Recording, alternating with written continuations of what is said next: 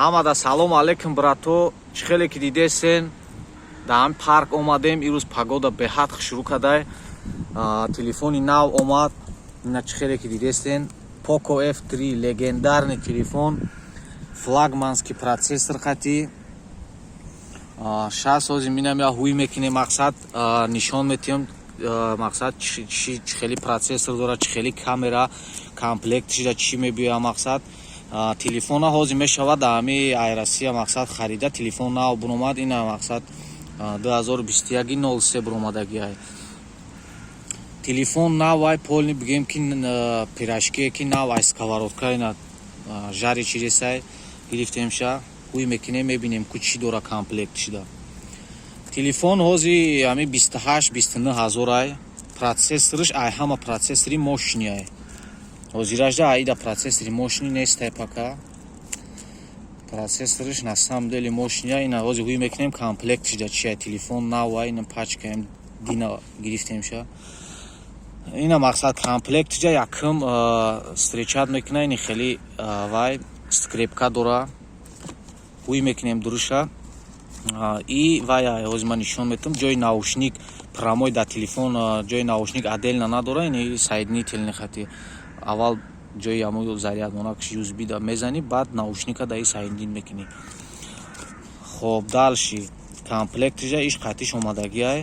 далши комплектшида бо ини хеле чихоли прозрачни, ини хеле реклама ами фирмаи Poco бо вай ина документатсияш хай чихолиш хай созай мақсад на жёсткий на мягкий боли созай мақсад. инҷада бо заглушка дора барои ҷои зарядмонак заглушка дора. хай чихолшам созай. ҳозир бо проверка мекунем мақсад ку мебинем ку чихол қати мега. хай ҳозир ман ёра ҷамъ мекунам. я секунд. хай ина брато телефон ҳозир хича мебинем ку чӣ хела. ина вақте ки телефон встречат мекунем. ина телефон ина основной характеристикаш боложа нависаги ина Poco F3 Qualcomm Snapdragon 870 5G set 5G рам қабул мекуна. мақсад оли як 5G нест, не ки скоро мешава. мақсад ба наздикӣ set 5G ам қабул мекуна. 120 ГГц 667 экранаш. экранаш супер AMOLED IPS нест ай брато. ина чӣ хеле ки нависаги основной характеристикаш. ина далши основной камераш 48 мегапиксел. хай далши ҳуй мекунем телефона хича мебинем ку мақсад чӣ хела. о телефона бине чӣ хел гарани базебай. на самом деле телефон хушрӯа. ина мақсад чӣ хеле ки хитон дидестен. ина брато ина қафош шиша ҳай. қафош задни кришкаш сиёҳ ҳай. сиёҳи глянсви. ину хай ака отпечаткаҳо мемона. мақсад хай чихол бечихол ки мақсад вай мекуна. ҳичка мақсад телефона бечихол намегардона. телефон на самом деле базеба. ина сиёҳ глянцви. ина экранаш ҳозир гиронаш мекунем мебинем ки ку чӣ дора экранда. внизу поёнашда мо чӣ мебинем. разъём для зарядка USB Type-C. иҷа симлаток, иҷа калонка. парашда и парашда ҷои кнопка питани киштана гирон каданак бо одновременно отпечатка палеца мехапа. иҷа кнопка вай пасткунак баландкунак.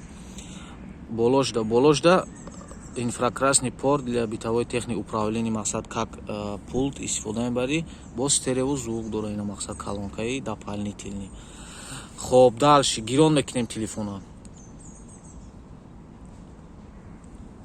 телефона ҳозир гирон мекунем брато. ина вақте гирон мекунӣ Poco менависа. хай Android. хоб далши и гирон шидан гирам комплектша нишон дидем чия. ина комплектшда бо далши зарядмонак ҳам қатиша комплектда. ина зарядникаш мощнияй 33 ваттай зарядмонакаш. инам хеле мощни зарядмонака. ина мощностиш 33 ватта. ина бо нишон метам айкаш. ина максимум 33 ватт поддержка мекуна. 40 минута телефона полный 100% мекуна.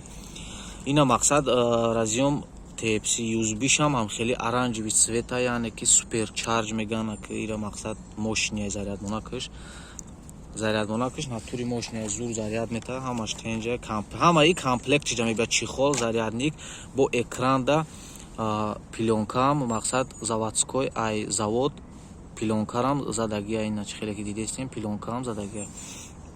хоб ина телефон гирон шид брато дал шин мақсад ҳозир мебинем ки чӣ дора ина экрани телефон хитон дидестем экран супер амолетай чистоташ 120-120 герц дора 60 хай 120 бо 60 ина чистота обновления чӣ хеле ки 120 да мемони мақсад коркуниш уже плавниш дига мешава бо ина чӣ хеле ки дидестем плавностиш дига мешава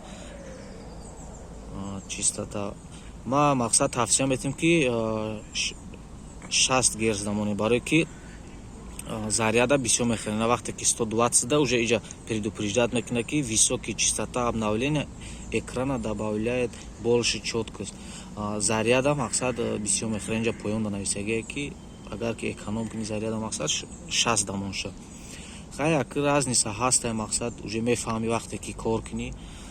хоб дальше брато дальше хай ина телефон худаш камераш да ҳозир медурем ина сурат мегирем ҳозир мақсад бо нишон метем ки чӣ хел мақсад камераш кор мекунад.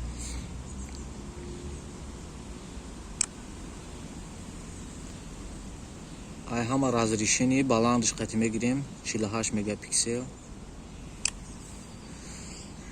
ина брато чӣ хеле ки дидестем мақсад суратгиракшам чёткия ина дидестем ина мақсад суратгиракшидам гап нест мақсад экран супер амолетай чётка нишон мета ина ҳамаш чӣ мақсад светопередачаш мақсад ҳамаш созай мисол ина вақти пешам ки мебиёри мақсад хича мақсад гум намекунад телефон полни безрамочный экранай брато ина ҳозир ма белифонда медурам мақсад ина чӣ хеле ки дидестем полни безрамочный минимальный рамка полни боло поён фронталкаш полностью точкаш майда ҳакай хай чӣ гуфтанем брато телефон на самом деле мощнияй ҳама да тавсия метавонем кадоме ки телефон харай мақсад то 25000 то 30000 инами телефон гарени мощнияй брато ай ҳама процессори мощни задагия да ҳами любой игра 2-3 сол мақсад игра приложение телефон короче 2-3 сол бе ягон тупиткини бе ягон чӣ мақсад мекаша мебара хича мақсад любой хел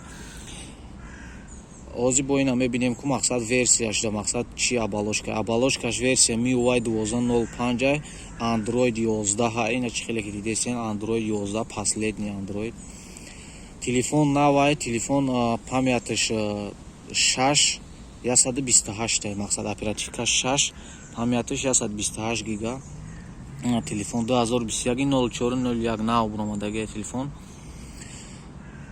боқӣ дар амони аллоҳ бошем брато кадоме ки телефон хар то 25-30 инами телефон гарени мощнияй тавсия метавонам ина чихолшам ина ҳозир мебинем ки мақсад чихолш қати чихе метавонам мақсад хоб инами чихолш защищат мекуна полни камерара бояд защищат куна экрана мақсад ина чихол қати брато ина чихол экрана на самом деле защищат мекуна вақти ба пушти мемони телефона дар ягон стол вай ҷои суратгиракаш намехӯроша экранам ҳамихе ина экран гузаштагиай чӣ хеле ки дидестен вақте ки телефона ба пуру мемони мақсад тори усталда намехӯроша чихол стандарт заводской на мақсад заглушка дора телефон на самом деле мощнияй кадоме ки телефони мақсад қимат гирифтанияй инами телефона рекомендоват мекунам телефон на тури мощнияй брато процессоршам экраншам мақсад зарядмонакаш не ки ҷои дута сим-карта фақат мебара флеш-карта монда намешаваша хай боқӣ дар амони аллоҳ боше худованд нигаҳбонтон бинависен комментарияда кадом телефон қати сравнит кунемша мақсад бо мисол Redmi Note 9 қати я кадоме чӣ телефоне дорӣ мақсад сравнит мекунем бо мефаҳмонам ки мақсад разницашон чия ина телефон майлиш боқӣ дар амони аллоҳ бошен худованд нигаҳбонтон